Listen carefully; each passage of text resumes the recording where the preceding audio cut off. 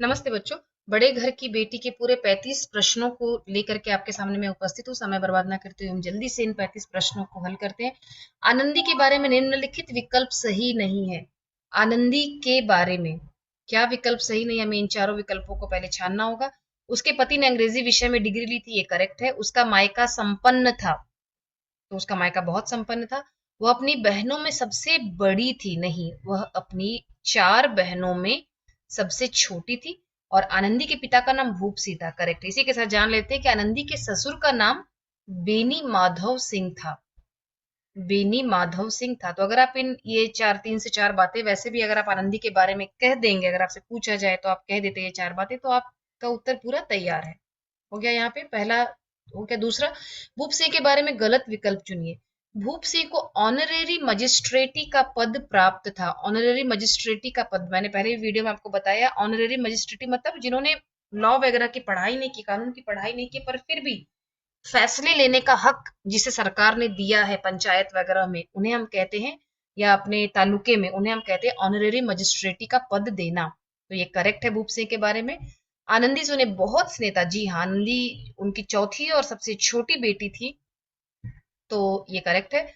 उनकी 4 बेटियां थी, ये भी करेक्ट है, उनकी 4 बेटियां थी। और वे श्रीकंठ के पैसों पर रीझ गए थे, जी नहीं। तो ये वाला जो विकल्प है, यह इसका उत्तर है। तो वे श्रीकंठ के पैसों पर नहीं, बल्कि उसकी प्रकृति, उसके व्यवहार पर, उसकी अच्छी सोच पर, उसके बोलने बोलचाल के तरीके पर वे रीझ गए थे। तो ये वाला जो विकल्प है, ये यहाँ पर करेक्ट है। अगला प्रश्न है,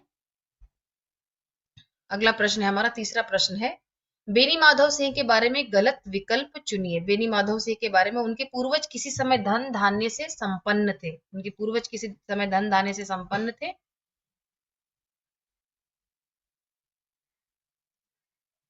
उनके पूर्वज किसी समय धन धान्य से संपन्न थे। बेनी माधव सिंह के बारे में गलत कथन चुनना है, तो ये तो कथन सही है। गांव के तालाब और मंदिर उनके पूर्वजों ने बनवाए थे, ये भी कथन सही है। आनंदी उनकी बेटी नहीं, बल्कि उनकी बहू का नाम था। हम बात कर रहे हैं बेनी माधव सिंह के बारे में। और एक बात और याद रखिएगा आप यहाँ पर, दोनों को ही यहाँ पर, यानी बेनी माधव सिंह और भूप सिंह, दोनों को ही ठाकुर कहकर बुलाया गया है। ठाकुर का अर्थ होता है किसी को, जैसे आप सर कहते हैं, वैसे ही सम्मान देते हुए किसी को ठाकुर कहना, गांव में उसे कहते हैं ठाकुर। और उनकी सोच विचारधारा स्त्रियों के प्रति ओछी थी। ओछी मतलब निम्न सोच, चीप मेंटेलिटी, तो वो वैसे थे। वहां पर उन्होंने कही थी कई बातें कि स्त्रियों को ज्यादा सिर चढ़ाना अच्छी बात नहीं है, ये सब बातें उन्होंने कही थी। बहु बेटियों की यह आदत अच्छी नहीं कि वह मर्दों के मुंह लगे, ये सारी सोच उनकी थी। तो इसीलिए उनकी विचारधारा स्त्रियों के प्रति ओछी थी, यह करेक्ट है। अगले प्रश्न की ओर बढ़ते हैं। लाल बिहारी के बारे में गलत विकल्प चुनना है। तो लाल बिहारी जो था, हमने शुरू में ही पढ़ा है कि लाल बिहारी अनपढ़ था। तो अंग्रेजी विषय में स्नातक की डिग्री ली थी लाल बिहारी ने, तो हमारा आंसर तो यहीं पर मिल गया। वो तो अनपढ़ था, तो यही उसका उत्तर होगा।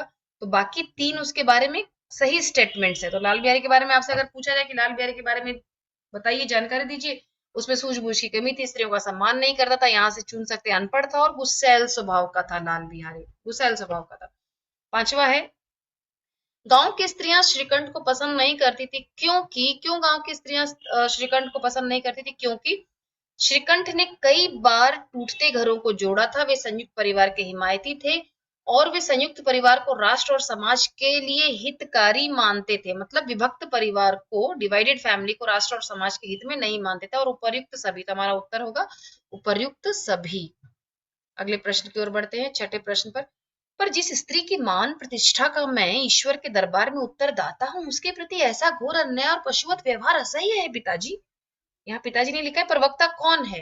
तो वक्ता अगर हम पाते हैं, जिस स्त्री के बारे में बात की जा रही है वो है आनंदी। तो यहाँ पर बात की जा रही है आनंदी के विषय में, बोल रहे हैं श्रीकंठ सिंह, और सुनने वाले हैं उनके पिता बेनी माधव सिंह। आपको याद होगी वो घटना जब आनंदी ने उनसे सारी बात कही थी, तो श्रीकंठ सिंह पूरी रात करवट बदलते रहे, और सुबह होने तक की प्रतीक्षा की उन्होंने, और उसके बाद वे अपने पिता से बात करने के लिए गए इस विषय में, और उन्होंने यह कथन उस समय, यह बात कही थी। प्रश्न है वक्ता कौन है? तो वक्ता है श्रीकंठ सिंह। तो ये जो डी ऑप्शन है इसमें, ये करेक्ट है। 7, वे होते तो आज इसका मजा चखा देते। वे सर्वनाम का प्रयोग किसके लिए किया गया है? तो वे सर्वनाम का प्रयोग यहाँ पर, वे सर्वनाम का प्रयोग कई बारी बच्चों को लगता है कि वह यहाँ पर अपने पिताजी के लिए कह रही है। नहीं, वह यहाँ पर कह रही है अपने पति, क्योंकि उसके आगे एक वाक्य लिखा गया, स्त्रियों को अपने पति के बल और पुरुषत्व का बहुत अभिमान होता है। तो वह यहाँ पर कह रही है अपने पति श्रीकंठ सिंह के बारे में। किससे कह रही है? तो लाल बिहारी से वह कह रही है कि वे होते तो आज इसका मजा चखा देते। नेक्स्ट है, वे होते तो आज इसका मजा चखा देते। प्रस्तुत कथन का वक्ता कौन है? प्रस्तुत कथन की वक्ता है आनंदी। बेनी माधव की किन बातों से पता चलता है कि वे संकीर्ण विचारधारा के व्यक्ति थे? तो बेनी माधव सिंह ने फेवर करते थे, वे मतलब फेवरिज्म में विश्वास करते थे, अपने बेटे और बहू में अंतर करते थे, बेटे की गलतियों पर पर्दा डालते थे और बहू की गलती न होते हुए भी उसे दोषी ठहराया उन्होंने। तो इसे हम कहते हैं पक्षपात की भावना, तटस्थता नहीं थी उनमें और अपने बेटे की ओर से उन्होंने गवाही दी। उनका यह मानना था कि बहु बेटियों का यह स्वभाव अच्छा नहीं कि मर्दों के मुंह लगे। बेनी माधव सिंह का यह मानना था कि स्त्रियां इसी तरह घर का नाश कर देती, उन्हें बहुत सिर चढ़ाना अच्छा नहीं है। तो उपर्युक्त सभी, ये सभी सोच बेनी माधव सिंह के बारे में। फिर से मैं कह रही हूँ, अगर बेनी माधव सिंह के बारे में आपको बात करनी तो आप ये तीनों बातें कह दीजिए वहां पे। अगला प्रश्न है 10वां प्रश्न, बेनी माधव सिंह गांव के क्या थे? तो बेनी माधव से हमने शुरू में भी पढ़ा है, बेनी माधव सिंह गांव के जमींदार और नंबरदार थे। बी ऑप्शन करेक्ट है इसमें।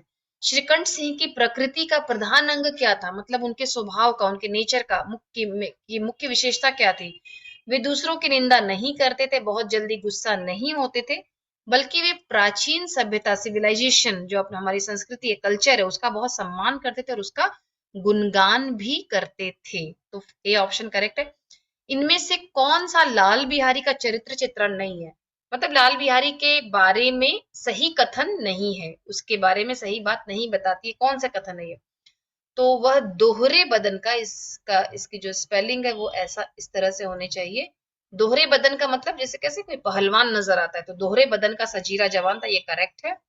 उसने बीए की डिग्री प्राप्त की थी, करेक्ट नहीं है। बेनी माधव सिंह का छोटा बेटा था, यह भी करेक्ट है। ये भी करेक्ट है। और उसके अलावा जो चौथा ऑप्शन है कि उसके स्वभाव में उग्रता थी, जी हाँ, ये बिल्कुल करेक्ट है। ये बात भी सही है कि उसके स्वभाव में उग्रता थी। तो कौन सा उत्तर सही होगा हमारा, जो यहाँ पे पूछा गया कौन सा करेक्ट ऑप्शन नहीं है? तो बीए की डिग्री उन्होंने प्राप्त की थी, बल्कि इसके विपरीत बीए की डिग्री तो प्राप्त की थी उनके बड़े भाई, क्या नाम है उनके बड़े भाई का? श्रीकंठ सिंह, उनके बड़े भाई श्रीकंठ ने।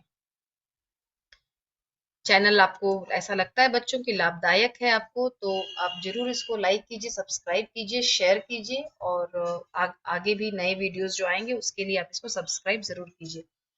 आनंदी और लाल बिहारी का झगड़ा किस बात पर शुरू हुआ था? तो दाल में घी कम होने की वजह से। वे होते तो इसका मजा चखा देते, ये ऑलरेडी हमने किया है।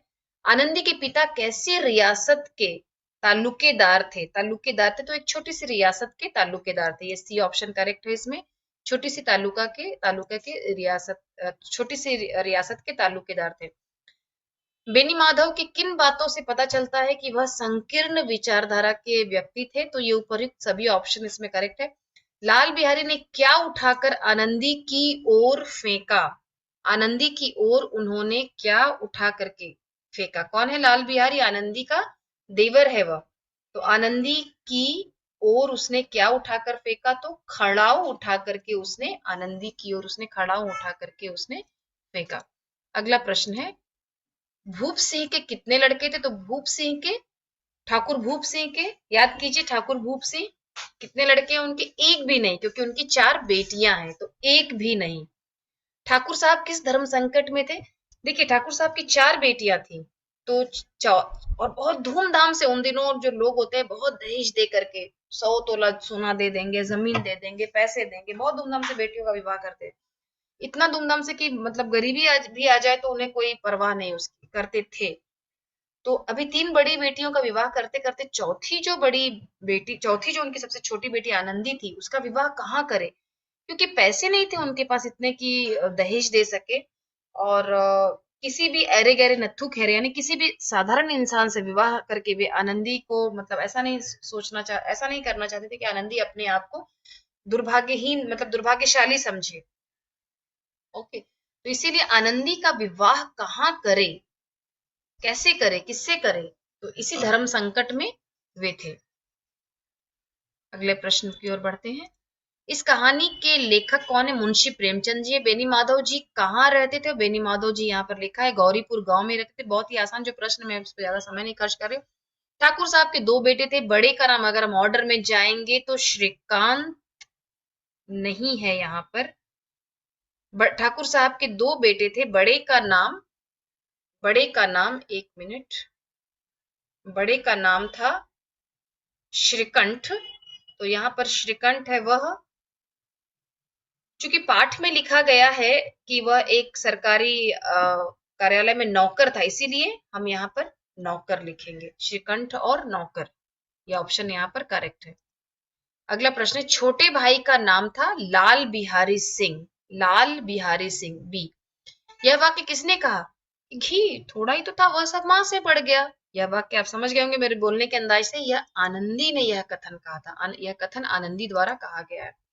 अगला प्रश्न है कि श्रीकंठ सिंह किस दिन घर में आया करते थे? याद कीजिए कि बृहस्पतिवार को आनंदी यह के साथ यह घटना घटी थी जब कड़ाओं से उस पर प्रहार किया गया था। 2 दिन आनंदी को भवन में रही, यानी बृहस्पतिवार की जो शाम और फिर उसके बाद दूसरा दिन और उसके बाद जो एक और दिन आया, तो वह 2 दिन आनंदी को भवन में रही, यानी अपने कमरे में रही। और शनिवार को श्रीकंठ सिंह घर पर आए थे। तो शनिवार यहाँ पर करेक्ट आंसर है। हाथी मरा भी तो कितने लाख का? 9 लाख का हाथी मरा, यानी जैसे हाथी के मरने के बाद भी उसकी कीमत होती है, वैसे ही मेरे पिता भले ही तालुकेदार ना हो, लेकिन उसके बाद भी उनका सम्मान उतना ही है। 9 यहाँ पर आंसर है 9। वे होते, ये ऑलरेडी हमने कर लिया। प्रस्तुत कथन के का वक्ता है कि वक्ता है आनंदी। लाल बिहारी के बारे में गलत विकल्प चुनिए। तो उसने अंग्रेजी विषय में स्नातक की डिग्री ली थी। भूप सिंह के बारे में गलत कथन चुनिए। तो वे श्रीकंठ के पैसों पर रीझ गए थे। गांव की स्त्रियां श्रीकंठ को पसंद नहीं करती थी। यहाँ पर इसका उत्तर है उसने गांव के कई टूटते घरों को जोड़ा था। श्रीकंठ संयुक्त परिवार के हिमायती थे। वे विभक्त परिवार को राष्ट्र और समाज के हित में नहीं मानते। तो उपर्युक्त सभी। 31वां, बेनी माधव सिंह के बारे में गलत कथन चुनिए। उनकी विचारधारा स्त्रियों के प्रति ओछी थी। आनंदी के बारे में गलत विकल्प चुनिए। आनंदी अपनी बहनों में सबसे बड़ी थी। बेनी माधव की किन बातों से पता चलता है कि वह संकीर्ण विचारधारा के व्यक्ति थे? उपर्युक्त सभी।